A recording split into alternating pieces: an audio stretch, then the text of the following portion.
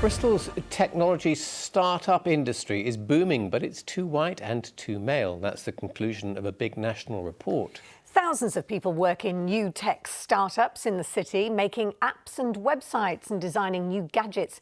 Many of them are gathered tonight at a big event at a startup centre in the centre of the city. And our business correspondent Dave Harvey is there for us. Dave.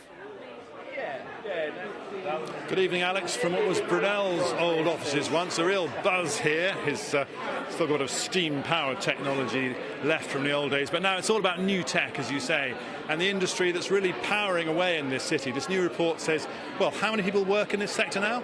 Nearly 25,000 people. And how much money are they making? Well, that's a big figure. Nearly £8 billion was turned over by all these tech businesses last year. The question, though, is all that money being shared equally? Actually, this new report reveals that just 1 in 5 people working in tech are female, and only 15% are from a black, Asian or minority ethnic background. And sometimes it's the little things that really tell the big story. And I would just scroll for hours and hours.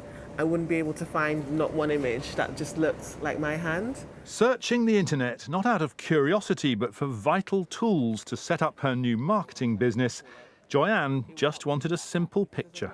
I went on to one of the free stock websites and just started searching just for a hand holding a phone, because that's essentially what I do every day on a laptop, on a phone.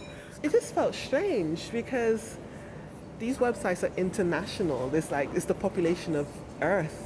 And the photos weren't even representative of that. So today, she and a tech team from Engine Shed are correcting the internet. Oh my gosh, there's a dolphin there! Taking new photos of real tech entrepreneurs from all backgrounds. The images they capture will be posted online, free for anyone to use, celebrating the vitality of Bristol's tech scene. So running a startup, it's hectic, it's very exciting because things happen very quickly. And in the space that we're in video, media and tech, it's such an exciting space to be in right now because there's just so much change happening. Of course, new tech is used by everyone. And if more women develop new startups, more problems will be solved. There's more opportunities to develop tech around care.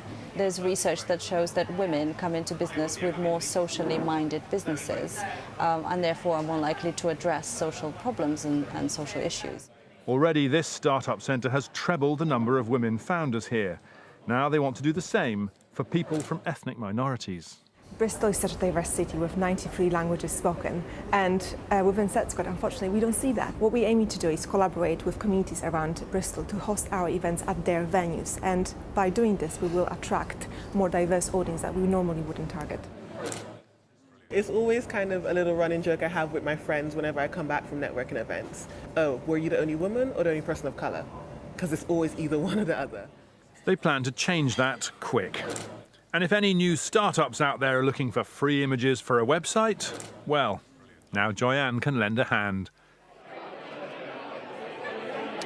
Well, I guess that's one solution at least, but there must be plenty more. Shortly, this audience here is going to hear from the director, the chief executive officer of Tech Nation, that's MB Christie, or chief operating officer, I should say. Operating officer. So what other kind of solutions are there to this, which must be a serious problem for this industry? It is a serious problem for the industry. And we're really focused on making sure women and ethnic minorities are integrated in the tech community from the start. So we're doing 2 very specific areas that we're focused on. First is when a company start, many of them don't have women or ethnic minorities in the original founding group. That means when the pie of ownership is sliced up, they all look the same and around that room.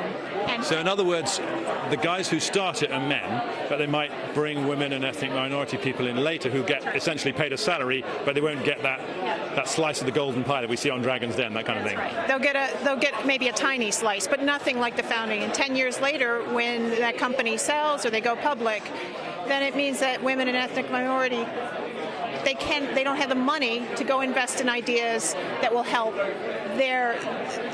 Okay, so you're trying to change that, but what about women or people from ethnic minorities starting the whole thing right from the beginning? That's another challenge, isn't it? That is another challenge. So the other part is we know from research that women founders take more time to raise money and usually get less money than their male counterparts. So we have a program that aims to double the number of women and ethnic minority founders in certain geographies by working with them on how to raise funding more effectively.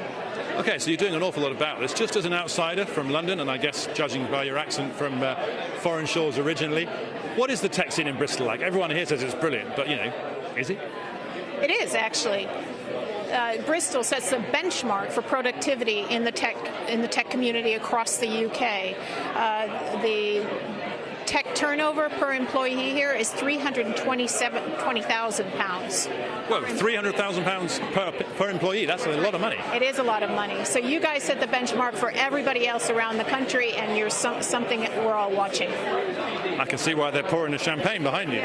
Okay, thank you very much. Enjoy the rest of the evening. Enjoy your time in Bristol. Back to you in the studio. Thanks very much, Dave. Thank you, Dave.